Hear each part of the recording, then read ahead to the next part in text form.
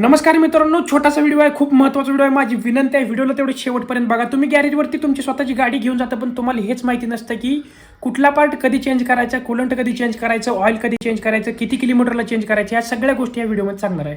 व्हिडिओला शेवटपर्यंत बघायला विसरू नका. मराठी माणूस मराठी क्रिएटरला सपोर्ट करत नाही, सपोर्ट करतोय वाटत असेल तर ह्या पेजला फॉलो करा आणि व्हिडिओ लाईक करायला विसरू नका. तर चला बघूया. इंजिन ऑइल, ऑइल फिल्टर 10,000ला बदलायचा आहे. एअर फिल्टर 10,000ला बदलायचं मित्रांनो. 25,000पर्यंत बदलला तर चालतो. एसी फिल्टर तुमच्या यूजवरती आहे, जर जास्त खराब होत असेल तर 30 ते 35,000ला बदललेला चालतो. फ्यूल फिल्टर 30 ते 35,000पर्यंत बदलायचं आहे मित्रांनो. ब्रेक पॅडची लाईफ ही 1 लाखापर्यंत असते, तुमच्या वापरण्यावर डिपेंड असते, ती 50,000मध्ये पण खराब होऊ शकतं. बॅटरीची लाईफ 4 वर्ष ते 5 वर्षापर्यंत चालते मित्रांनो. त्यानंतर कूलंट 80 ते 90,000ला तुम्हाला बदलायचं म्हणजे बदलायचं आहे मित्रांनो, एक लक्षात ठेवा. क्लच प्लेट ती पण वापरण्यावर असते मित्रांनो, 70 ते 80,000पर्यंत बदलू शकता.